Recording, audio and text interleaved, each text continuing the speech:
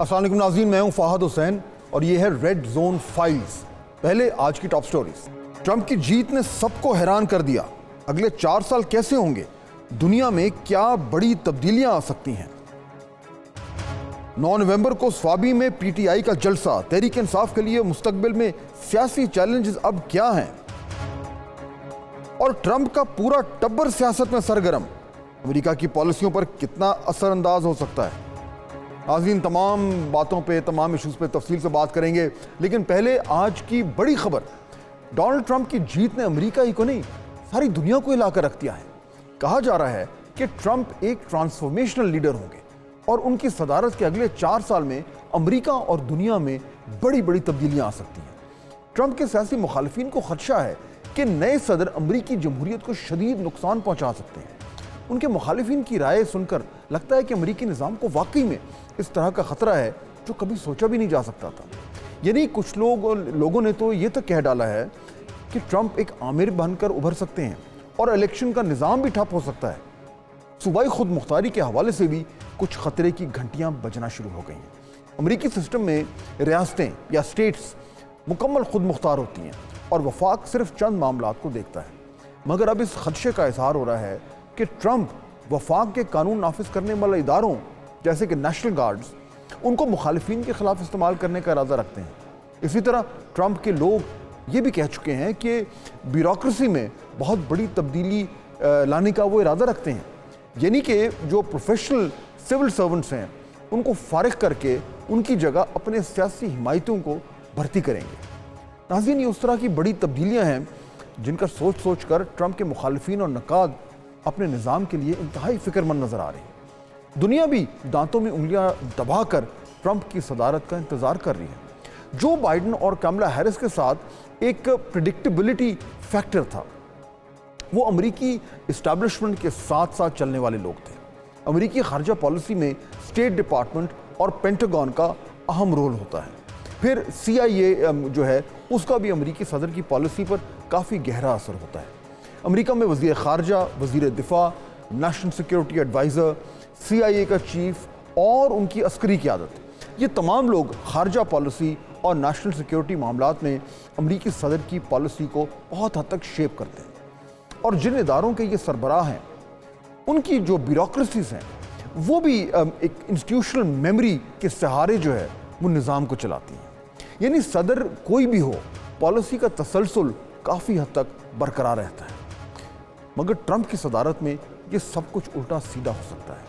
चाहे यूक्रेन की जंग हो या गज़ा में इजरायली नस्ल कुशी, चाहे अमेरिका की नेटो में हिस्सादारी हो या क्लाइमेट चेंज के ऊपर मुआहदों की पासदारी, चाहे चीन के साथ बढ़ती हुई कशीदगी हो या रूस के साथ ट्रंप के बेहतर ताल्लुकात, इन जैसे सारे इशूज़ पर ट्रंप अमेरिका की रिवायती पॉलिसियों को रद्दी की टोकरी में फेंक सकते हैं। यानी कि हर तरफ हलचल मचने जा रही है। ऐसे में नाज़रीन, हमारे मुल्क में ट्रंप की जीत को बज़ाहिर एक ही ज़ाविये से देखा जा रहा है, और वो ये है कि क्या अब इमरान खान साहब की रिहाई जो है वो मुमकिन हो जाएगी। इस वक्त सोशल मीडिया पर ये सबसे ज़्यादा हॉट टॉपिक है और तहरीक इंसाफ के हिमायती यकीन कर चुके हैं कि उनके लीडर की रिहाई अब होकर ही रहेगी। मगर इस मामले पर तहरीक इंसाफ की क़यादत ने खामोशी से अपने बयानात को पार्टी के सपोर्टर से के जो जश्न है उससे कुछ दूर कर दिया है, और शायद दुरुस्त ही किया है, क्योंकि एक एब्सोल्युटली नॉट के नारे वाली जमात अगर अपने लीडर की रिहाई एब्सोल्युटली यस करके अमेरिकी सदर की नेक तमन्नाओं से जोड़ दे तो फिर उनके बयानी में से हवा सीटी बजाते हुए निकलेगी। शायद पॉलिसी चेंज का पार्टी लीडरशिप अपने MNA सरदार लतीफ़ खोसा को बताना भूल गए और शायद उन्होंने न जानते हुए इस तरह का बयान दाग दिया था। मगर दीगर लीडरों ने ट्रंप की जीत कंफर्म होने के बाद ताज़ा पॉलिसी को बाशगाफ अल्फाज में बयान करना शुरू कर दिया। ट्रंप के इलेक्शन के हवाले से बड़ी बातें हो रही हैं। खान साहब से अंदर पूछा भी गया, खान साहब ने सिर्फ इतना कहा कि हमें ये उम्मीद है कि कम से कम अब जो भी हुकूमत आएगी वो न्यूट्रल रहेगी, किसी की साइड नहीं लेगी। तो मैं ये कहता हूँ कि उम्मीद हमें किसी दुनिया की ताकत या शख्स से नहीं है, उम्मीद हमें अपने रब से है। नाज़रीन, इसमें कोई शक नहीं कि तहरीक इंसाफ हकीकत में ये उम्मीद लगाए बैठी है कि ट्रंप के आने से उनके लिए कुछ हद तक बेहतरी आ सकती है। اور شاید اس امید میں وزن بھی ہو، کیونکہ ٹرمپ اور عمران خان کے ذاتی مراسم اچھے رہے اور امریکہ میں مقیم تحریک انصاف کے سپورٹرز نے بھی یہ ثابت کر دیا ہے کہ ان کے امریکی سیاسی حلقوں میں اتنا اثر ہے کہ وہ خان صاحب کے حوالے سے اچھی بھلی کیمپین چلا سکتے ہیں۔ چنانچہ تحریک انصاف نے اور کچھ نہیں تو سوشل میڈیا کا ماحول ضرور گرم کر دیا ہے، مگر دوسری طرف حکومتی ترجمانوں نے خود ہی جلتی پر تیل ڈالنا شروع کر دیا ہے۔ یعنی ایک ایشو جو اصل میں ایشو تھا ہی نہیں اور جس کو سوشل میڈیا کے ذریعے تحریک انصاف کے سپورٹرز نے خود جان بوجھ کر اور کافی مہارت سے ایشو بنایا، اس میں حکومت کے جو وزراء ہیں وہ خود ہی جو ہے وہ کود پڑے اور معاملے کو اور بڑا کر دیا۔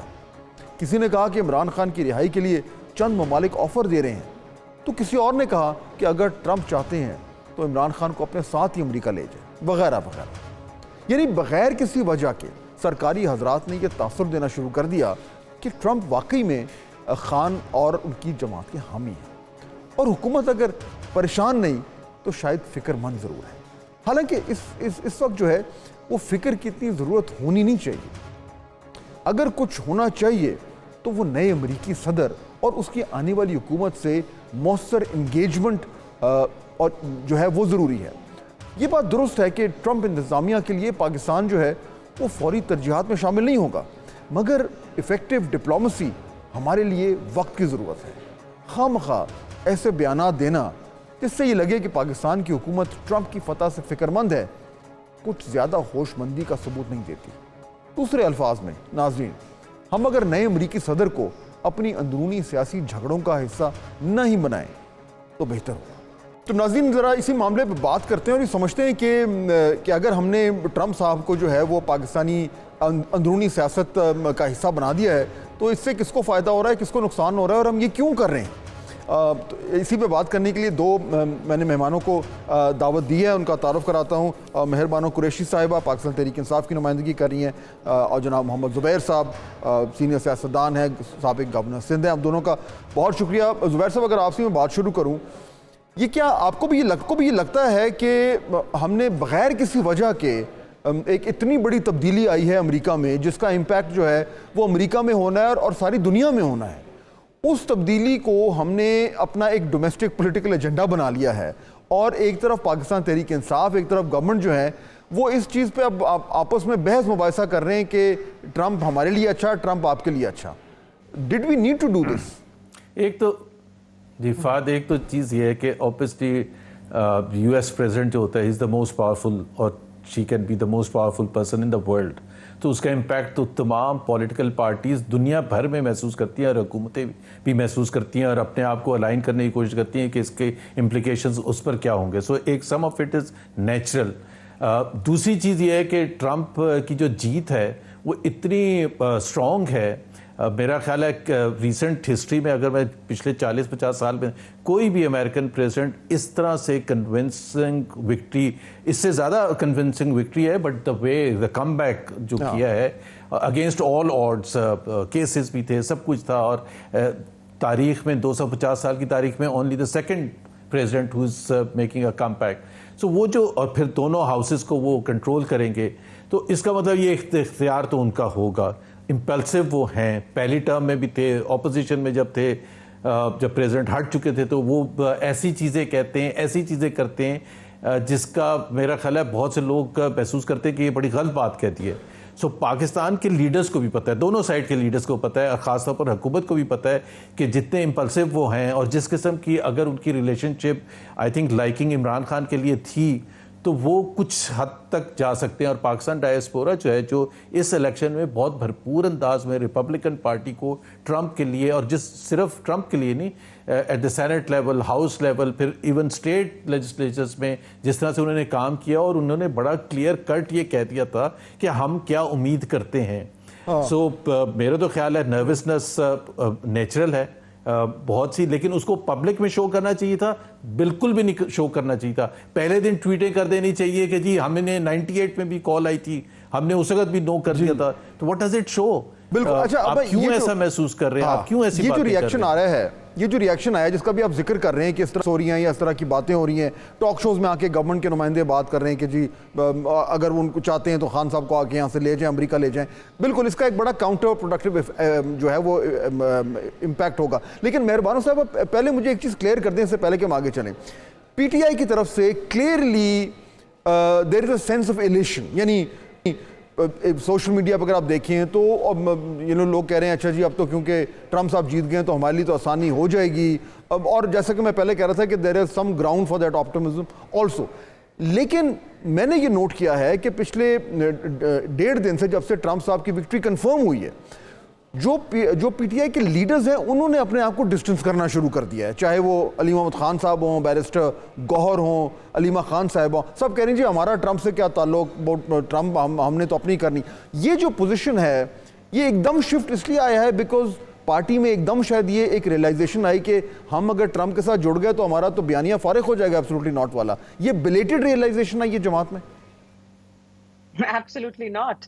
نہیں دیکھیں, انڈیویجول اوپینین ضرور ہیں اور وہ دے بینگ ڈریون. جو ڈایاسپورا آپ کا ہے امریکہ میں پاکستانی, سب کو معلوم ہے کہ اکثر وہ تحریک انصاف کو ان کی ہمدردیاں خان صاحب کے ساتھ ہیں یا ان کو سپورٹ کرتے ہیں, تو it is being led by their efforts.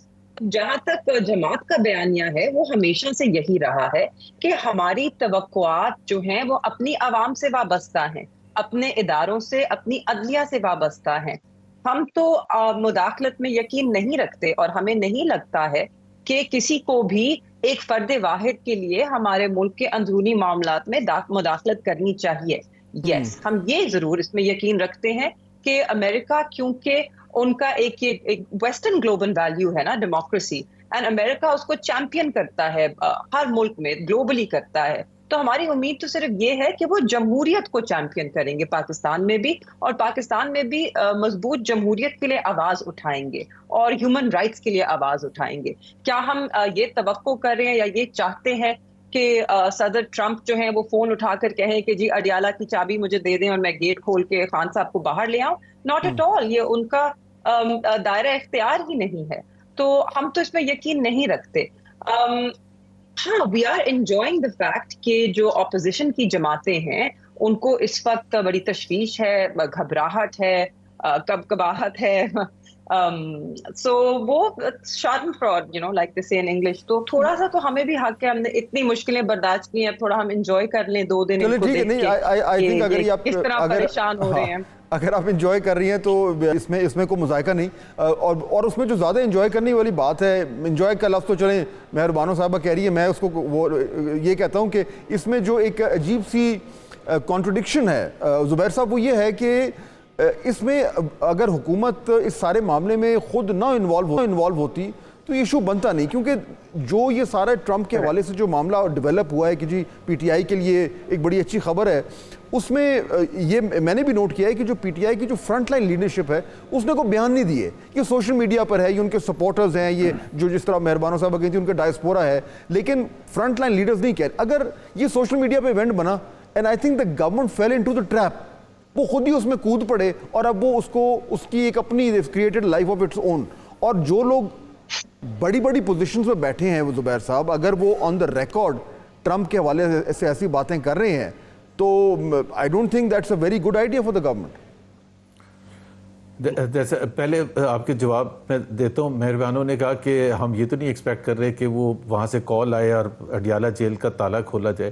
I think she is not representing the wishes and aspirations of the millions of P T I workers جو چاہیں گے ایسا ہی ہو کہ تالا کھلے اور وہ باہر آئیں جیسے بھی باہر ہیں.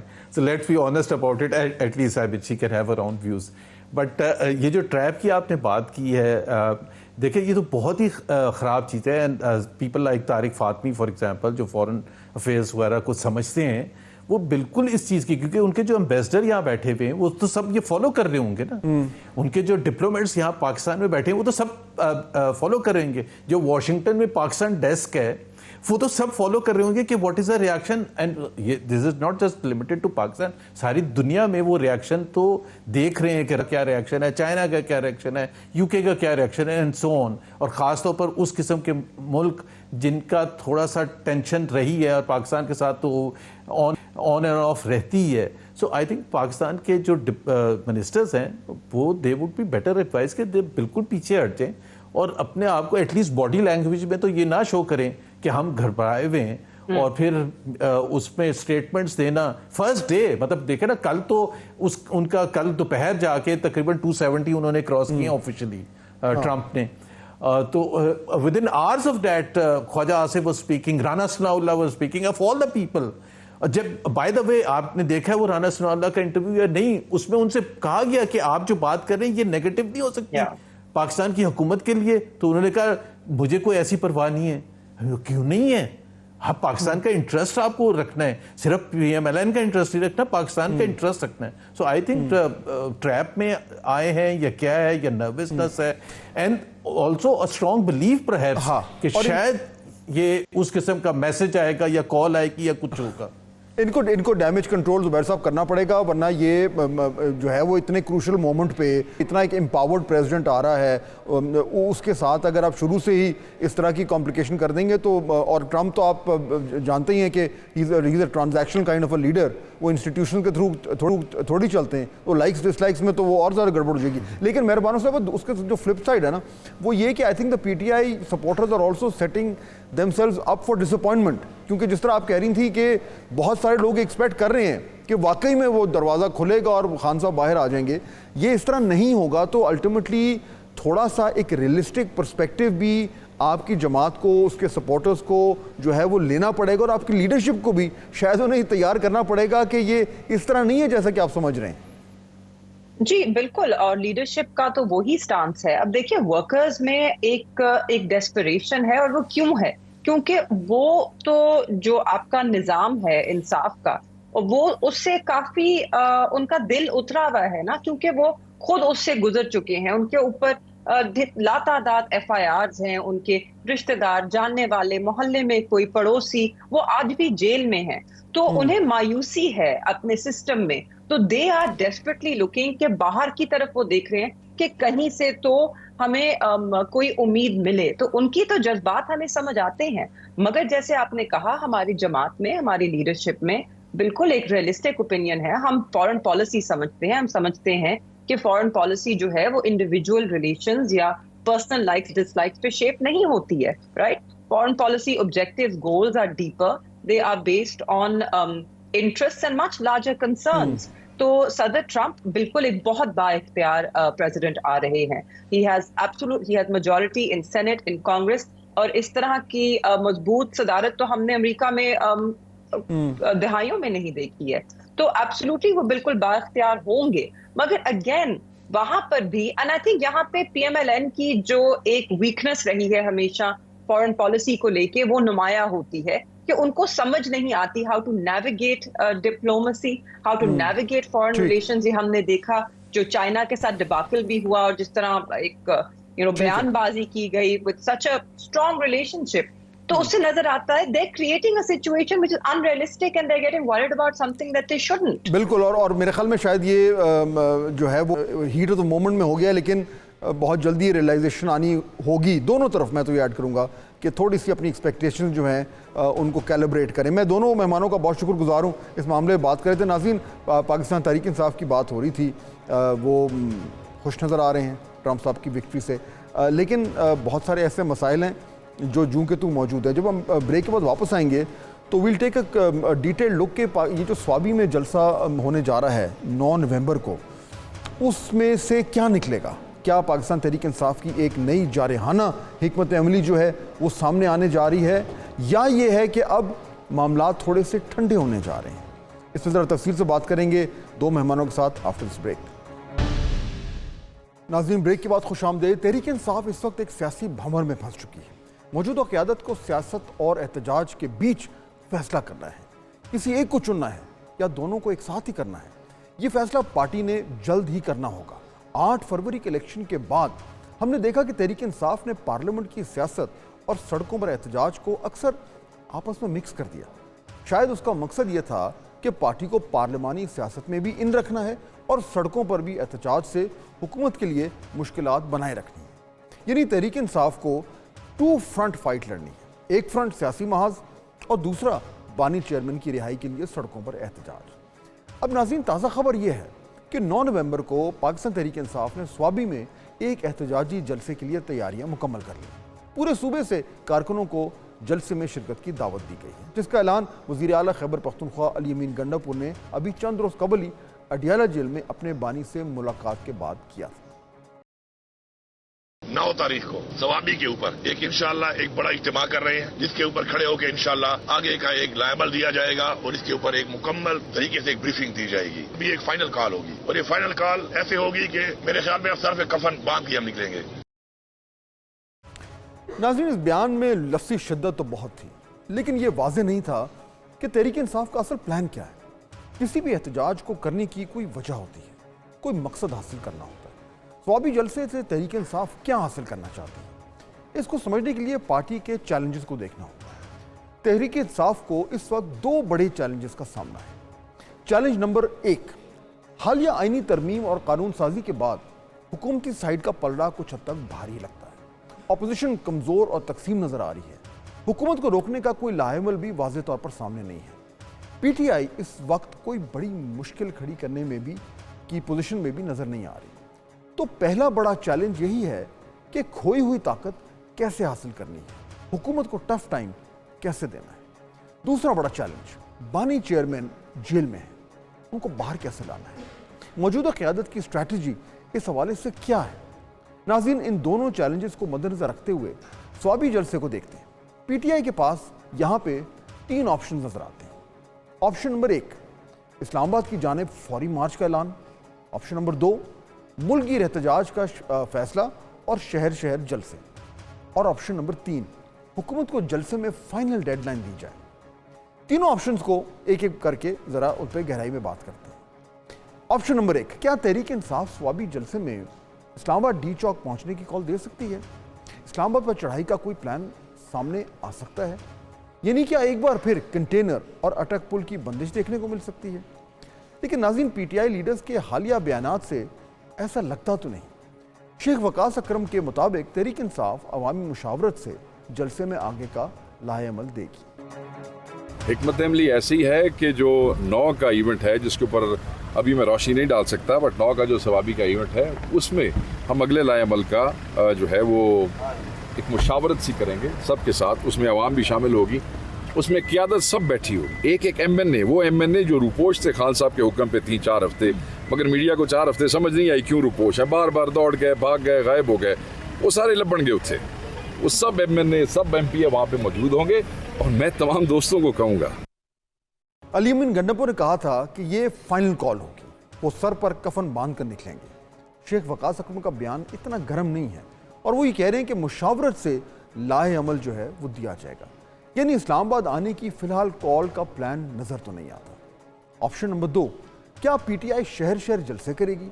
احتجاج کا دائرہ ملک بھر میں پھیلایا جا سکتا ہے۔ یہ تحریک انصاف کے لائحہ عمل کا حصہ ہو سکتا ہے کہ قیادت سوابی جلسے میں اعلان کرے کہ بانی چیئرمین کی رہائی تک جلسے جلوسوں کا سلسلہ جاری رہے گا۔ ملک بھر میں پارٹی جلسے کرے گی اور پرامن احتجاج ریکارڈ کرایا جائے گا۔ آپشن نمبر 3، کیا پی ٹی آئی کوئی ڈیڈ لائن دے سکتی ہے؟ حکومت کے سامنے ایک تاریخ رکھی جائے کہ فلاں تاریخ تک اگر ان کی بات نہ مانی گئی تو احتجاج کا رخ اسلام آباد کی جانب موڑ دیا جائے گا، اور اس تاریخ تک وقفے سے احتجاج بھی کیا جاتا رہے گا۔ اس option per P T I غور کر سکتی ہے، لیکن مستقبل قریب میں کسی ڈیڈ لائن کے سامنے آنے کے چانسز بھی کچھ زیادہ روشن نہیں ہیں۔ علی امین گنڈاپور صاحب کہتے ہیں کہ سوابی انٹرچینج پر جلسے میں ایک قرارداد پاس کرائی جائے گی، جس کے بعد واپسی کا راستہ نہ ہوگا۔ انشاءاللہ 9 تاریخ کو ہمارا سوابی موٹر وے کے اوپر انٹرچینج کے ساتھ ہمارا انشاءاللہ ایک ہمارا بہت بڑا ایک پروگرام ہے جلسے کا، ایک وہاں پہ قرارداد پاس کریں گے، اور اس کے بعد آپ کو بتایا جائے گا یہ تیاری آپ کر لیں، اور پھر جب آپ کو عمران خان کال دے گا آخری کال، یہ فائنل کال ہوگی، جب بھی ہمیں کال کی ڈیٹ آئے گی تو پھر ہم نے اس وجہ جب نکلنا ہے، میں پیغام دے رہا ہوں سب کو، اس وجہ ہم نکلیں گے تو ہم اپنے گھروں میں وہی بندہ آئے بھائی جو بتا کے آئے، کہ پھر جب گھر والوں سے یہ نہیں کہ پھر واپس کب آؤ گے، واپسی نشتہ۔ ناظرین ویسے تو تحریک انصاف کا ووٹ بینک چاروں صوبوں میں ہے، لیکن احتجاج کے لیے انتظامی سپورٹ کی بھی ضرورت ہوتی ہے، اس لیے خیبر پختونخوا کا کردار بہت اہم ہے، اور علی امین گنڈاپور مرکزی حیثیت جو ہے وہ رکھتے ہیں۔ ہم نے دیکھا کہ پچھلے احتجاج میں کے پی سے مشینری، گاڑیاں एम्बुलेंसेज सब इस्लामाबाद लाई गई। लेकिन फिर हुआ क्या? अली अमीन गंडापुर पहले रूपोश हो गए, फिर अचानक केपी असेंबली से नमूदार हुए। उसकी एक वजह यह है कि अली अमीन गंडापुर के सामने भी दो चैलेंजेस हैं। चैलेंज नंबर 1, बतौर वजीर आला खैबर पख्तूनख्वा का सूबा चलाना है। चैलेंज नंबर 2, बानी चेयरमैन की रिहाई के लिए प्रेशर बनाना है। अली अमीन गंडापुर भी इन दोनों चैलेंजेस में लगता यूं है कि फंस के रह गए। सिर्फ सूबा चलाते हैं तो पार्टी और वोटर नाराज होता है, सिर्फ एहतजाज करते हैं तो वफाकी हुकूमत और इस्टेब्लिशमेंट का प्रेशर आता है। इसलिए तहरीक इंसाफ और उसकी क़यादत के लिए इस वक्त सियासत आसान नहीं है। जैसे मैंने पहले कहा कि ये 2 फ्रंट फाइट है। तहरीक इंसाफ अपोजिशन की बड़ी पार्टी है और इसलिए ऐवान में भी भरपूर सियासत करनी ज़रूरी है। बानी चेयरमैन अंदर जेल में हैं, उनकी रिहाई के लिए भी प्रेशर बनाना होगा। इसके लिए तहरीक इंसाफ को आग का दरिया पार करना है। अब देखते हैं कि स्वाबी जलसे में सिर्फ तकारीर होती हैं, बयानात सामने आते हैं, या कोई ठोस रोड मैप सामने रखा जाएगा कि पार्टी का अगला लाहेमल क्या होगा और किस स्ट्रैटेजी के तहत हुकूमत को घुटने टेकने पर मजबूर किया जाएगा ताकि उनकी बानी की रिहाई जल्द अज जल्द मुमकिन हो सके। नाज़रीन, इसी इशू पर ज़रा बात करते हैं और समझने की कोशिश करते हैं कि पाकिस्तान तहरीक इंसाफ की जो सियासत है वो इस वक्त कहाँ पे खड़ी हुई है और क्या जो जिस तरीके से तेज़ी से मामलात जो हैं वो डेवलप कर रहे हैं उसमें कहीं ऐसा तो नहीं कि जो एक क्लियर डायरेक्शन है उसको ढूंढने में कुछ मुश्किल हो रही है। 2 मेहमान मुझे ज्वाइन कर रहे हैं, उनकी मदद से ज़रा ये जो मुश्किल हमारे सामने इसको आसान करने की कोशिश करते हैं। मारिया मेमन साहिबा पाकिस्तान की मायनाज जर्नलिस्ट हैं, एंकर हैं, मुझे ज्वाइन कर रही हैं, और जनाब नसरुल्लाह मलिक साहब सीनियर जर्नलिस्ट हैं, एंकर हैं। आप दोनों का बहुत शुक्रिया। मारिया, एक बात मैं आपसे शुरू करूँगा और जो मेरा बुनियादी नुक्ता था वो ये था कि पाकिस्तान तहरीक इंसाफ की तरफ से जो ये पिछले चंद हफ्तों में जो बड़ी तेज़ी से डेवलपमेंट्स हुई हैं उसकी रोशनी में एक तासुर मिल रहा है कि एक दिन पीटीआई की क़यादत कुछ कह रही है, दूसरे दिन कुछ और कह रही है, और शायद ये है कि वो इवेंट्स उन्हें ओवरवेल्म कर रहे हैं।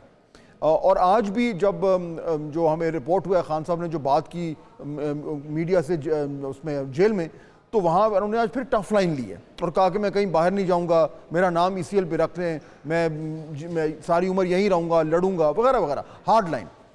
लेकिन दूसरी तरफ अली मोहम्मद खान साहब कल कह रहे थे कि जी डायलॉग होना चाहिए, बातचीत होनी चाहिए, खान साहब बाहर निकलेंगे, इंतकाम नहीं लेंगे। तो मारिया, क्या पाकिस्तान तहरीक इंसाफ की सियासत जो है वो इस वक्त कन्फ्यूजन का शिकार नजर आ रही है? देखिए, आप बात कर रहे हैं कि इस वक्त तहरीक इंसाफ बड़ी ओवरवेल्म महसूस कर रही है। मुझे तो लगता है पूरे मुल्क की सियासत ही इस वक्त बड़ी ही ओवरवेलमिंग है। आप पिछले 1 महीने की तमाम डेवलपमेंट्स तो देखिए, जिस तरह की कानून साजी किस तरह हुई, कैसे हुई, चीफ जस्टिस का तकर्रुर हुआ, आईनी कोर्ट का कयाम हुआ, उसके बाद वो बिल सामने आ गया जिसमें मुद्दत मुलाजमत जो है वो 3 साल से 5 साल तक कर दी गई। तो बड़ी तेजी से हुकूमत भी जो चेस बोर्ड है उसके ऊपर अपने चालें खेल रही है, और गालिबन उनका ख्याल यही था कि इससे पहले कि इंटरनेशनल एस्टेब्लिशमेंट में कुछ तब्दीली आ जाए, अमरीकी एस्टेब्लिशमेंट में तब्दीली आ जाए, उधर मूड बदल जाए, हम अपने तौर पे अपने तरफ जो है मामलात उनको सेट कर लें। तो पूरा महीना ओवरऑल पाकिस्तान की सियासत के लिए वैसे ही ओवरवेलमिंग रहा है। तहरीक इंसाफ के अगर ऊपर हम जीरो इन कर लें तो जाहिर सी बात है, हमें नजर आ रहा है वहां पे एक डिसअरे है। उनकी जो लीडरशिप के अंदर एक कम्युनिकेशन के हवाले से एक सिमिलर पेज पे उनको होना चाहिए, वो हमें नजर नहीं आते हैं। फॉर एग्जाम्पल, सलमान अकरम राजा साहब ने पहले दिन आकर कह दिया कि जब हो चुकी है ये लेजिस्लेशन तो आगे बढ़ना चाहिए, है गलत लेकिन अब हो चुकी है, लेकिन उसके बाद उसको करेक्ट किया गया है, खान साहब का अपनी स्टेटमेंट भी आ गई। तो जाहिर सी बात है यहाँ पर हमें गैप्स तो नजर आ रहे हैं इनकी स्ट्रैटेजी के अंदर। अभी जब सवाबी के अंदर जलसा रखना है तो केपी के अंदर तो ये 1000 जलसे कर ले, वहां पे तो already it's like preaching to the coir. वहां पर तो ओवरवेलमिंग आपकी मेजोरिटी मौजूद है, इंतजामिया आपकी मदद को मौजूद होती है। पंजाब के अंदर गुज़श्ता 2-3 अटेम्प्ट्स के दौरान उस तरह की खातिर ख्वाह नताइज हासिल नहीं कर पाई है तहरीक इंसाफ, क्योंकि अगर हम ये देखें तो इंतजामिया मुकम्मल तौर पे इनको किसी तरह का भी मुजाहरा करने से रोकने में कामयाब हुई है, लेकिन एट व्हाट कॉस्ट, हमें ये चीज भी देखनी है। अब पीटीआई ने अपनी लिए जगह बनानी है एक ऐसे मौके पे मलिक साहब जहां पे हर तरफ से उनके लिए जमीन तंग की जा रही है। ये जो स्वाबी वाला जो जलसा होने जा रहा है, उसको जलसा कहें, उसको आप धरना कहें, अभी तक तो ये भी क्लियर नहीं हुआ कि उन्होंने वहां पे जाके क्या करना है, लेकिन بہرحال جس طریقے سے علی امین گنڈاپور صاحب اس کو بلڈ اپ کر رہے ہیں، اس کو ہائپ کر رہے ہیں، اور کہا جا رہا ہے کہ جی آج خان صاحب نے بھی کہہ دیا کہ جی ہر شخص جو وہاں پہ نہیں آئے گا اس کو ٹکٹ نہیں ملے گا. سوابی میں آ کے ان کے پاس کیا آپشن ہے ملک صاحب؟ یعنی ایک اسلام آباد کی طرف ایک اور ڈیسائسو مارچ ہوگا، یا بیٹھ کے تقریریں کر کے قراردادیں پاس کر کے اور پھر گھر چلے جائیں گے؟ آپشن ان کے پاس ہے کیا اس وقت؟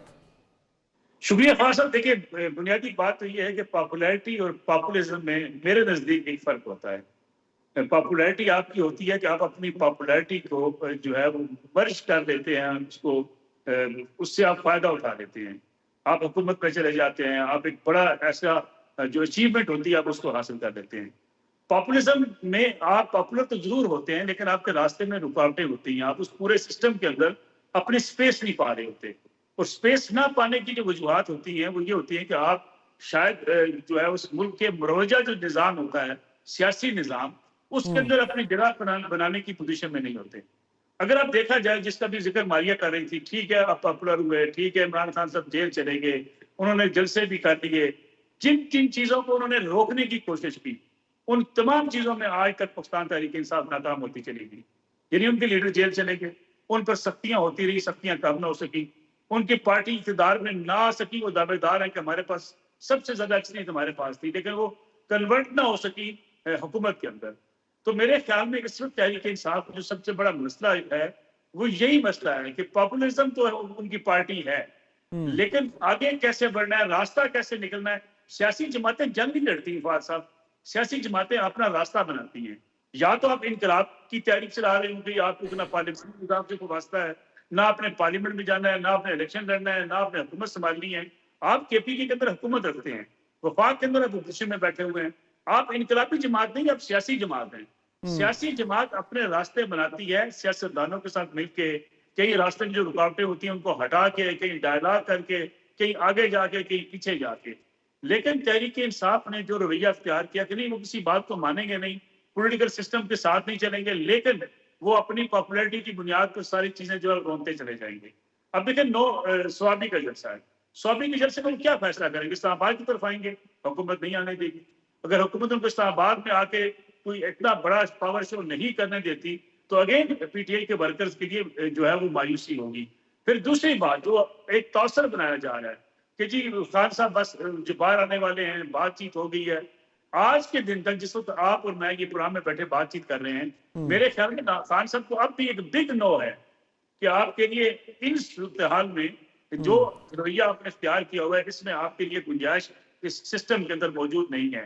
اب خان صاحب کا کام یہ تھا، ان کی پارٹی کا کام یہ تھا کہ وہ اس میں سے راستہ بناتے. ڈائلاگ کی بات ہوتی ہے تو وہ کہتے ہیں کہ ہم ڈائلاگ نہیں کریں گے، کبھی کہتے ہیں ہم ڈائلاگ کر لیں گے.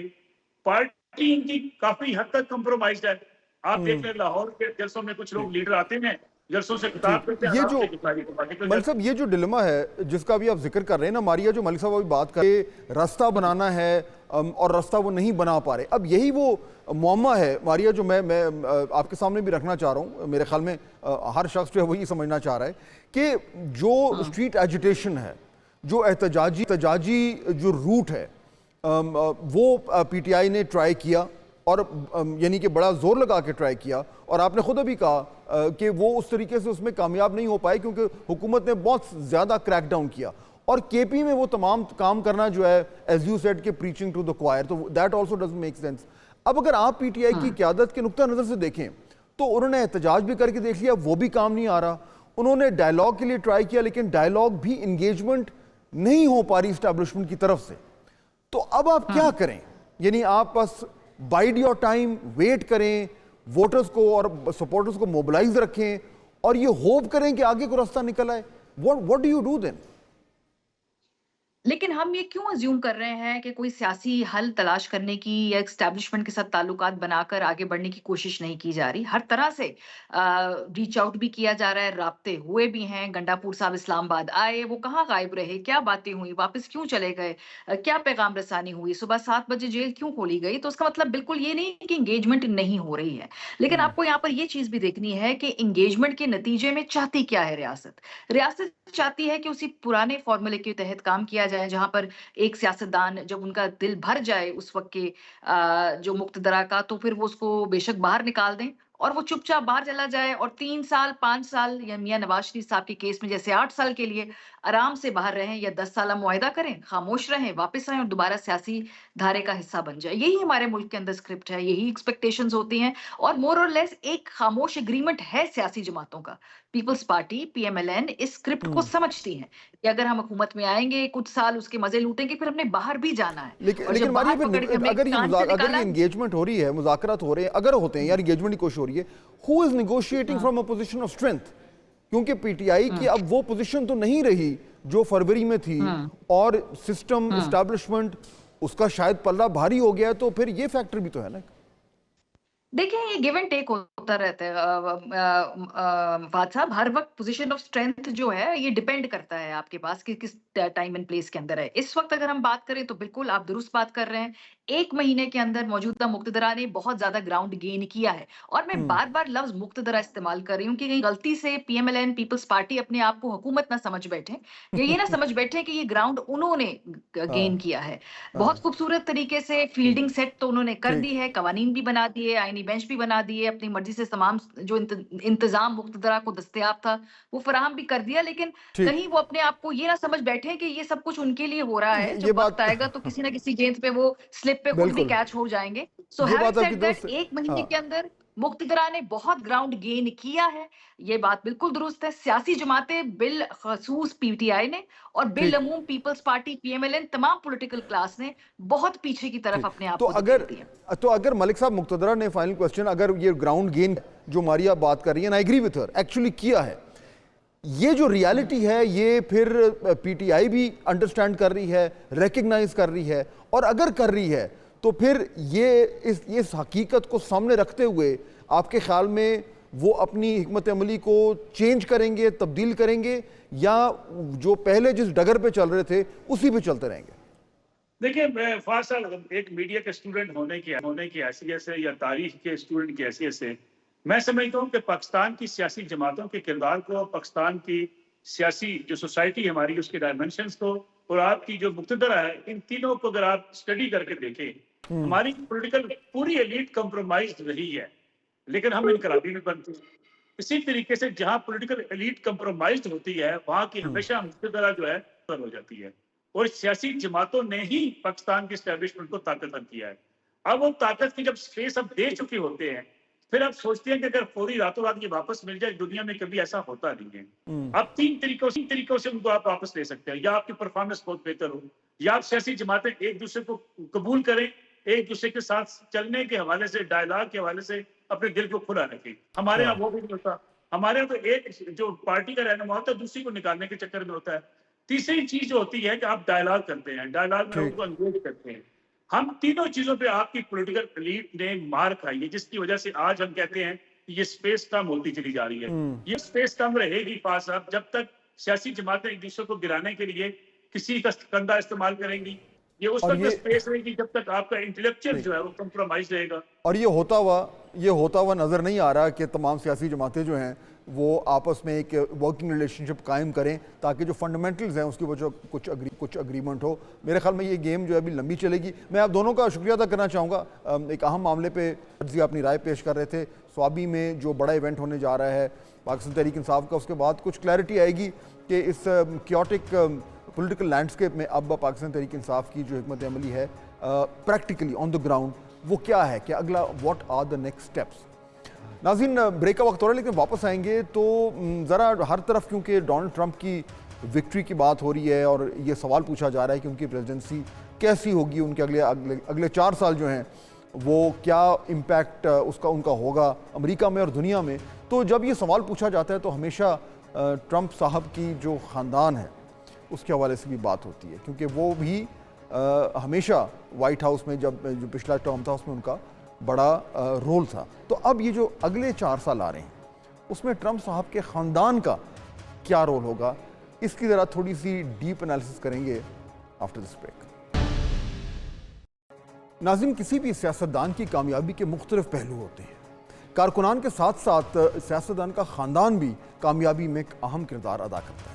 ہم نے روایتی سیاسی خاندانوں کو تو ایک دوسرے کے ساتھ کھڑے دیکھا ہے، لیکن پوری دنیا نے دیکھا کہ امریکہ کے نئے صدر ڈونلڈ ٹرمپ کی وکٹری سپیچ میں جہاں ان کے ساتھ ان کی مشیر اور سیاسی ساتھی کھڑے تھے، وہیں ان کے خاندان کا ایک ایک فرد بھی موجود تھا۔ اب ناظرین، ڈونلڈ ٹرمپ کے خاندان کے ان افراد پر ذرا نظر ڈالتے ہیں جنہوں نے ماضی میں ٹرمپ ایڈمنسٹریشن میں اہم کردار ادا کیا اور ممکنہ طور پر آگے بھی کافی اہم ہونے والے ہیں۔ ٹرمپ کے خاندان میں پہلا دلچسپ کیریکٹر جو ہے ان کی موجودہ بیگم میلانیا ٹرمپ ہے۔ وہ 2017 سے 2021 تک امریکہ کی خاتون اول بھی رہ چکی ہیں، اور ظاہر بات ہے اس لیے اب اگلے 4 سال بھی وہ اسی خاتون اول ہوں گی۔ انہوں نے حال ہی میں میموار کے نام سے ایک کتاب لکھی۔ وہ پہلی ریپبلکن خاتون اول ہیں جنہوں نے کتاب میں ابورشن رائٹس کی حمایت کی، حالانکہ ریپبلکن پارٹی اور ٹرمپ خود اس کے سخت مخالف ہیں، لیکن اس کے باوجود ٹرمپ نے اس کتاب کی تعریف کی۔ ڈونلڈ ٹرمپ کے خاندان میں دوسرے اہم کردار ایرک ٹرمپ ہے۔ یہ ان کے تیسرے بیٹے ہیں۔ ڈونلڈ ٹرمپ کی تقریر میں یہ بھی اسٹیج پر موجود تھے۔ یہ ٹرمپ کے جو ریل اسٹیٹ بزنس ہے اس کو سنبھالتے ہیں۔ ان کی بیوی لارا ٹرمپ کو اسی سال مارچ میں ڈونلڈ ٹرمپ نے ریپبلکن نیشنل کمیٹی کی کو چیئر جو ہے ان کو نامزد کیا تھا۔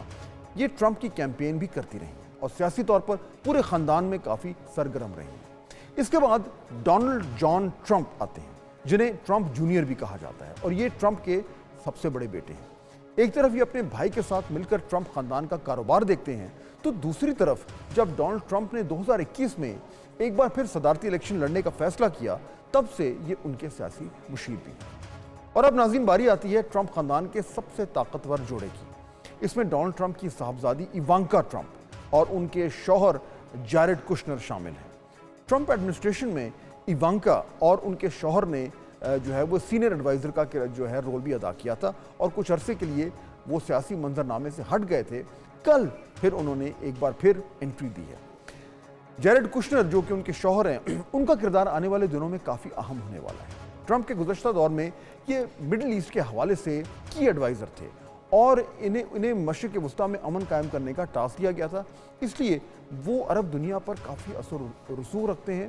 اور 2020 میں انہوں نے ابراہیم اکارڈ میں جو ہوا تھا اس میں ان کا بہت ہی کروشل اور امپورٹنٹ رول تھا، اس معاہدے کے بعد UAE، بحرین، سوڈان اور مراکش نے اسرائیل کے ساتھ تعلقات کو بحال کیا تھا۔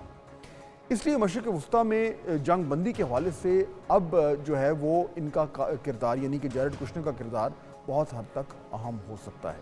کشنر نے پچھلے دور میں عرب ممالک اور اسرائیل کے ساتھ تعلقات کی بحالی کے لیے کام کیا، لیکن ان پر اعتراض یہ تھا کہ انہوں نے اس پورے عمل میں فلسطینیوں کو نظر انداز کر دیا تھا۔